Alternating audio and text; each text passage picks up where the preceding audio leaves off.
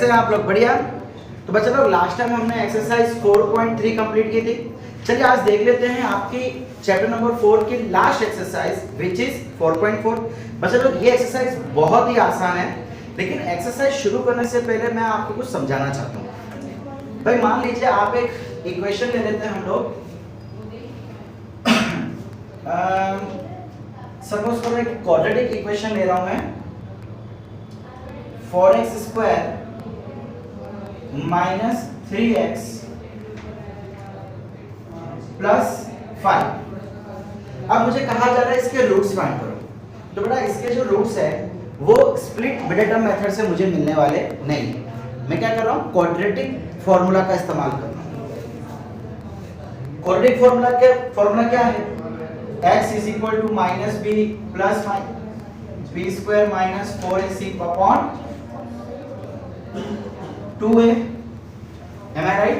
चलिए value put करूं, ये b so minus 3 plus minus root of B square minus 3 का square minus 4 into 4 into 5 upon 2 into 4 minus minus plus 3 plus minus 3 का square क्या हो गया 9, 4 4 जा या 4 5 जा 20, 24 जा 80 माइनस 80 अपॉन 4 2 जा 8 प्लस 3 प्लस माइनस ये क्या हो गया माइनस 71 है।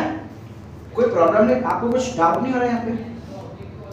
यार रूट के अंदर माइनस 71 आ गया, अब क्या करें यार? ये तो पॉसिबल ही नहीं है। रूट के अंदर माइनस कभी पॉसिबल नहीं है, माइनस कभी भी पॉसिबल नहीं है। इसका मतलब बच्चा लोग हम बोलेंगे कि इसके जो रूट्स है, इसके जो रूट्स है, रूट्स आर नॉट रियल। भाई वो रियल नंबर नहीं है। देखो अभी तक आप लोगों ने क्या पढ़ा है? नेचुरल नंबर पढ़ा है, होल नंबर पढ़ा है, इंटीजर्स पढ़े हैं, रैशनल नंबर पढ़े हैं, इररेशनल पढ़े हैं एंड लास्टली रियल नंबर्स पढ़े हैं, है ना? रियल नंबर के अंदर रैशनल इररेशनल सब आ जाते हैं। अब रियल के भी अगर मैं आगे जाऊं तो बच्चा लोग एक होता है कॉम्प्लेक्स नंबर। क्या चीज? Complex number. इस कॉम्प्लेक्स नंबर का मतलब क्या होता है कि अगर आपके रूट के अंदर सपोज करो माइनस, जैसे ये क्या था माइनस 71 है, तो क्या मैं इसको ऐसा लिख सकता हूं माइनस 1 इंटू 71, माइनस 1 इंटू 71, क्या मैं ऐसा लिख सकता हूं? अब कॉम्प्लेक्स नंबर का मतलब होता है कि अगर रूट के अंदर आपका माइनस आ जावे तो उसको हम i लेके चलते हैं। माइनस 1 क्या है? i is equal to minus 1। मतलब ये रियल नंबर नहीं है, ये रियल नंबर के भी आगे के नंबर है। एक्चुअली इसको हम इमेजिनरी नंबर भी कहते हैं, आयोटा से उसको लिखा जाता है। ये i जो है ना, ये सिंबल है, इस सिंबल का नाम होता है आयोटा। क्या नाम होता है इसका? आयोटा। तो बच्चा लोग अगर मैं इसका स्क्वायर करूं तो माइनस 1 का भी स्क्वायर हो जाएगा, यानी i square is equal to 1। So ये जो i है ना, this is called complex number, this is called complex number. इसीलिए इसका रूट निकालना पॉसिबल नहीं है। पॉसिबल है लेकिन वो रियल नंबर नहीं होगा भाई। जैसे कि +3, 7/3, 14, 14/1, 14/6 ऐसे नंबर्स नहीं होंगे, रियल नंबर नहीं होंगे, इमेजिनरी नंबर्स होते हैं। ठीक है?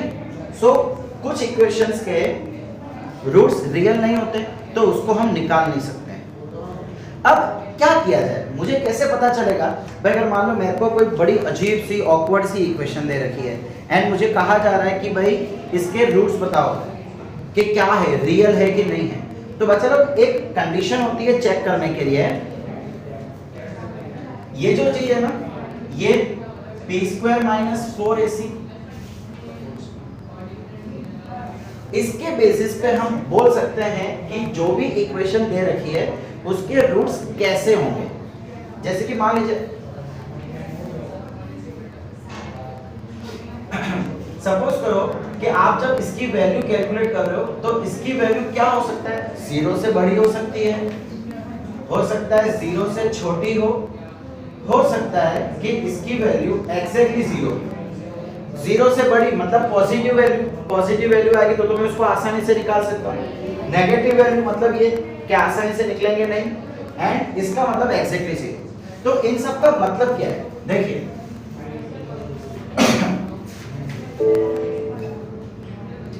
अगर आपकी ये इसकी वैल्यू अगर 0 से बड़ी है, मतलब पॉजिटिव है, तो मैं बोलूंगा roots are real and distinct. Roots are real and distinct. भाई रियल का मतलब तो आप समझ गए कि रियल नंबर होगा, और डिस्टिंक्ट का मतलब होता है, देखो हमको दो रूट्स मिलते हैं, हमको पता है ना क्वाड्रेटिक इक्वेशन की डिग्री कितनी होती है, 2। जितनी डिग्री होती है उतने ही रूट्स हमको मिलते हैं। सो यहाँ रूट्स कितने मिलेंगे, 2 रूट्स। तो दोनों रूट अलग अलग होंगे, कंपल्सरी दोनों रूट अलग अलग होंगे, एक 3 तो एक 4 या -3, दो अलग अलग नंबर होंगे। अगर ये सिचुएशन होगी लेस देन 0 होगा, तो उस समय रूट्स आर नॉट रियल, वो रियल होगा ही नहीं, तो फिर कहानी वहीं पे खत्म हो जाएगी। और अगर मान लीजिए कि ये सिचुएशन है, अगर इक्वल टू 0 है, तो इस समय क्या हो जाएगा, roots are real and equal. भाई रियल तो होंगे, मतलब ये नेगेटिव नहीं होगा, ये पॉजिटिव होगा, ठीक है, बट उसके जो रूट्स है वो सेम होंगे, मतलब 3 3 4 4। पता है हमने एक्सरसाइज 4.3 में क्वेश्चन किया था जिसका आंसर √3/2 निकल रहा था, x = √3/2। एक ही वैल्यू आ रही थी, तो मैंने आपको तब भी समझाया था कि अगर एक ही वैल्यू आवे तो आपको उसको 2 बार लिखना पड़ेगा, बिकॉज दो रूट है और दोनों की वैल्यू सेम है, √3/2। सिमिलरली अगर ये सिचुएशन होती है तो हम बोल सकते हैं कि यस हमारे जो रूट्स है वो रियल है एंड इक्वल है। ओके बच्चा लोग, समझ आ रहा है?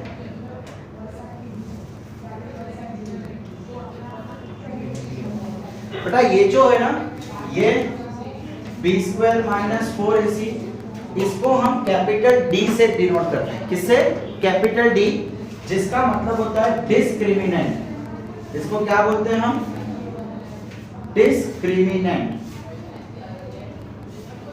याद रखना, कई बार आपको हो सकता है डायरेक्टली एग्जाम में D दे दिया जाए, तो ये वैल्यू मतलब D, जिसका नाम है डिस्क्रिमिनेंट। तो भाई exercise 4.4, find the nature of the roots of the following quadratic equations, if real roots exist find them. देखो आपको कहा जा रहा है कि रूट्स के नेचर फाइंड करो। नेचर मतलब वो रियल है, डिस्टिंक्ट है कि इक्वल है, ये नेचर कहलाता है। अगर रियल है तो उसको ढूंढो। आई थिंक मेरी कोई जरूरी नहीं है, ठीक है। मैं एक सेकंड क्वेश्चन आपको करके दे देता हूँ।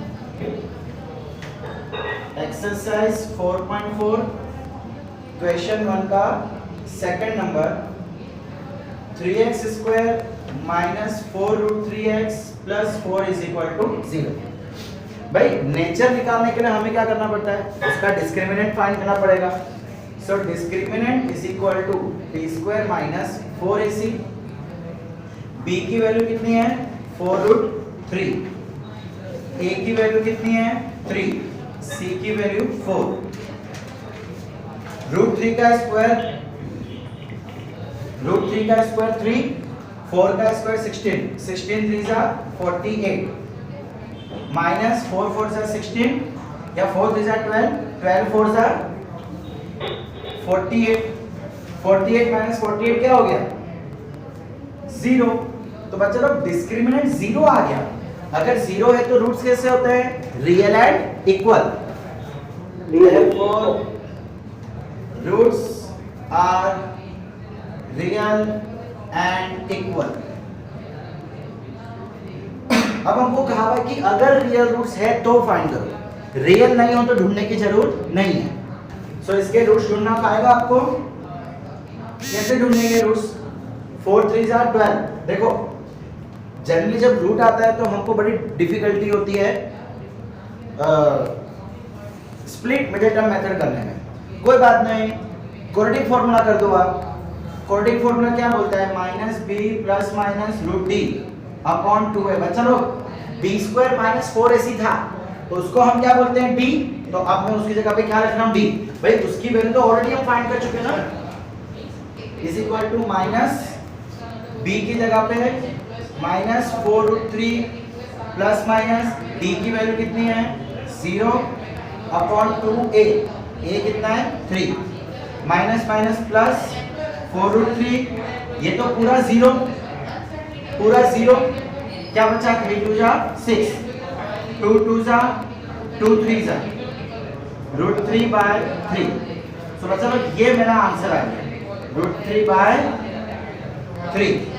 अब देखो यहाँ पे रूट्स इक्वल है तो x की दो वैल्यू आएगी और दोनों वैल्यू यही है। अगर x की सिंगल वैल्यू आती हो तो उसे दो बार लिख लेना, x is equal to this और x is equal to again repeat. ठीक है बच्चा लोग, यहां तक समझ आया? सर अब तो 3 के 3 ऐसे ही कर दे। हाँ, अब भाई जो बाकी के दो क्वेश्चन हैं वो आप खुद कर सकते हैं और सेम यही तरीका है। अगर रियल रूट से तो फाइंड करो, अदरवाइज मत करो। क्वेश्चन 2 क्या बोल रहा है, find the value of k for which the quadratic equation so that they have two real roots, two equal roots. Sorry, देखो क्या कहा जा रहा है कि रूट्स इक्वल है। बच्चा लोग रूट्स इक्वल कब आते हैं, जब डिस्क्रिमिनेंट 0 हो जाता है। देखे लेना क्वेश्चन 2 का नंबर 2, इसका भी नंबर 2 करना। kx x - 2 + 6 = 0।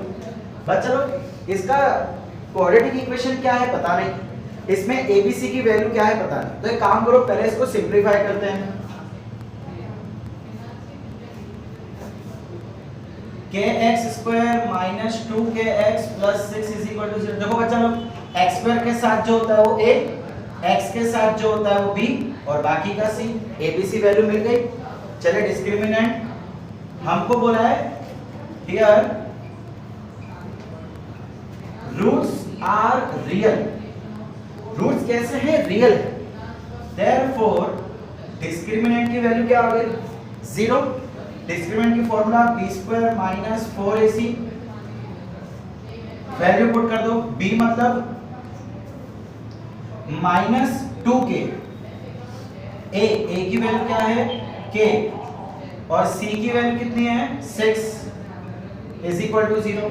ये क्या हो जाएगा 4k² माइनस का स्क्वायर गया 2 का स्क्वायर 4, यहाँ पे क्या होगा -24k = 0। बच्चे लोग यहाँ पे गलती मत करना, अब नॉर्मल बच्चे करते का जरा देखो। 4k² = 24k, इसको वहां ले जाएंगे k कट कर देंगे। सबसे बड़ी गलती इधर हो गई, ऐसा कभी मत करना। जिसको आपको ढूंढना होता है ना k x y, वो वेरिएबल होता है। आप वेरिएबल को कभी भी कट नहीं कर सकते, वेरिएबल को कभी भी कट नहीं कर सकते, याद रखना। तो ये स्टेप गलत है। अब मैं क्या करूंगा, यहां से कॉमन निकालता हूं। क्या कॉमन निकलेगा, एक तो 4 और एक k कॉमन निकलेगा। यहां पे क्या बचा k - 6 = 0 है ना। 24 में से 4 गया 6, मतलब डिवाइड बाय 4 एंड k भी चला गया। अब इसका मतलब क्या हो जाएगा 4k = 0 और k - 6 = 0। अच्छा बच्चा लोग, आप 9th से ये चीज करते आ रहे हो, इसको 0 ले लेते हो, इसको 0 ले लेते हो, लेकिन ऐसा क्यों करते हो पता है आपको? देखो इधर क्या हो रहा है, इसका मल्टीप्लिकेशन इसके साथ हो रहा है और आंसर क्या आ रहा है 0।